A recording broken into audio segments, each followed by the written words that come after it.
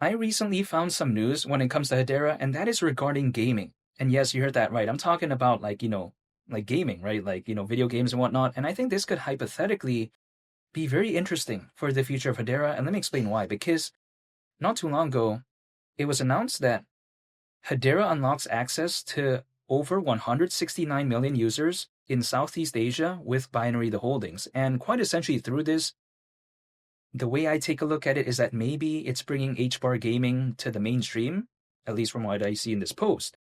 So I find that pretty fascinating actually, because when I think about Hedera, I don't really think about gaming, right? But then recently, Hedera has been pushing some narratives out there. Like for instance, I saw something regarding, real estate. I also saw something regarding, AI, and I actually talked about the real estate and AI stuff when they were kind of talking about it in one of my previous videos.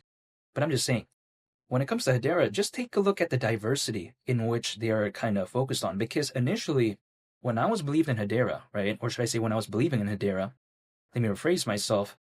In the beginning, I knew that Hedera Hashgraph used something called a directed acyclic graph. It doesn't utilize traditional blockchain technology. I was totally aware of that.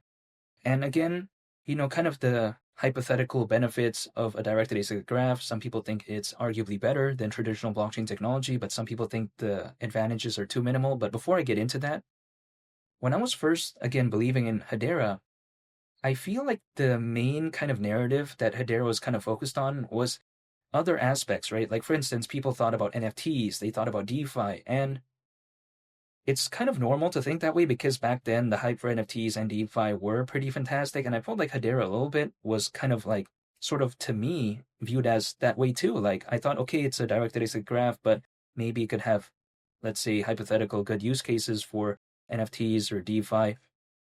But then now I'm beginning to kind of open myself up in a sense where I kind of view Hedera as beyond stuff like that, right? Because this only makes sense to me logically because let's just think about a directed acyclic graph.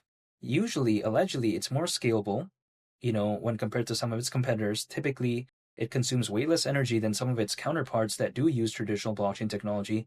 Typically, as well, we have to take a look at improved data storage when compared to some of its competitors. So, really, in the grand scheme of things, some people may think, oh, yeah, these marginal benefits that a directed acyclic graph may have over traditional blockchain technology. They think it's not really going to warrant any type of mass adoption. And who knows? I can't tell the future. But maybe in the retail side of things, I get it. Like, for instance, I might not really feel the difference. But for an enterprise, let's say, who wants to adopt something in a massive scale, maybe like even just kind of having that 5-10% improvement could hypothetically already be something that could maybe shift them in a certain direction, right? This is just the way you take a look at it. Because when we're talking about enterprises, it's a very large scale. In the retail side of things, sometimes it may not be in that type of scale in some people's perspective, right? So then, in my opinion, when it comes to something, again, like Hedera, I do like the direction in which it's heading because I think by nature, a directed acyclic graph utilizing something like that could hypothetically just be so amazing in the place of like AI, of course, like I mentioned before, NFTs, DeFi, blockchain gaming, let's say. Also, for instance, real estate tokenization. I mean, there's a lot of like possibilities in my opinion because the way I take a look at a directed acyclic graph to me is that it's kind of like using actual running shoes for a marathon as opposed to, let's say, me using boots to run a marathon. What would be easier? Arguably, I think the running shoes, right? So then it just kind of feels like that to me in terms of the analogy.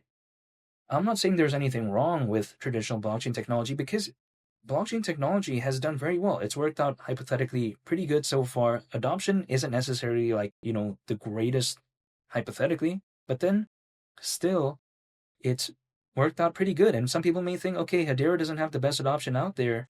In the grand scheme of things, I think, okay, yeah, I'll agree with that. But then it doesn't mean that in the future it can't hypothetically maybe be different than what it is as of right now. So I'm going to stay patient. And some people out there may think, oh, if Hedera doesn't gain mass adoption in the next 6 to 12 months, it's game over and all this.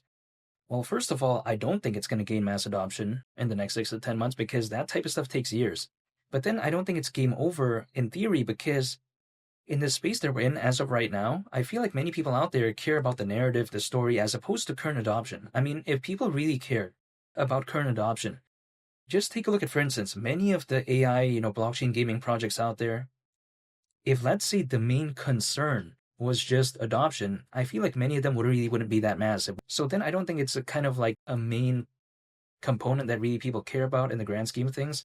But again, ultimately, all I can do is just stay patient because when it comes to the markets waking up or not, I mean, that is beyond my control. Like, I can't demand things to do this or that. I can only control myself. So I'm just going to stay patient, and that's pretty much it because I'm still looking forward to the future of this space. And hypothetically, if we do ever see a fully fledged type of hypothetical altcoin season, H bar at the price of $3, even though nothing I say is financial advice, that wouldn't surprise me because let's say it were to go to that price, considering current circulating supply, market cap would be around $127 billion, which is around a 20x from here. I just kind of don't view it as too outlandish because even if, let's say, right, H bar never reaches that, even just reaching like $1.50, around a 10x, but let's say we talk about Bitcoin, right?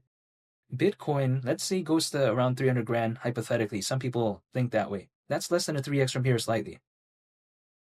Again, H bar going to the price of even just $1.50, that's well beyond a 3x, right? So in theory, will H bar ever reach that? Who knows? However, at the same time, because H bar has a lower market cap, because it is an altcoin, it might hypothetically maybe have an easier time to do that type of moves, right? As opposed to something like Bitcoin, which the time for me would have been a while back ago, not right now. At least this is just my kind of mindset. It's kind of like a waiting game because the only thing I can control is myself, so I'm going to be dollar cost averaging, holding and just waiting. Literally, that's it. Beyond that, I can't control anything else, but I'm going to stay patient and just wait. That's it. And feel free to subscribe if you enjoyed this video. I'd greatly appreciate it. It's Willie the Captain, and I'll catch y'all on the next one. I'm out. Peace. Bye.